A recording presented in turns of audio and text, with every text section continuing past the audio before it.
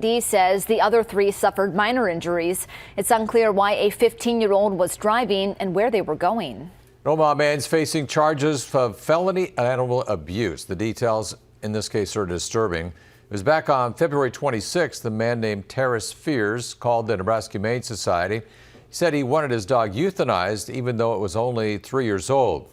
Animal control went to the house, found the dog. It appeared to have already died. The officer realized it was still alive. The dog was emaciated with numerous sores over its body. The room where it was kept was covered with animal waste. The dog was taken in by NHS but did not recover. Developed sepsis and had to be put down. Fears initially charged with cruelty to animals, among other charges. That was later updated to felony animal abuse. NHS investigators reviewed the case. Authorities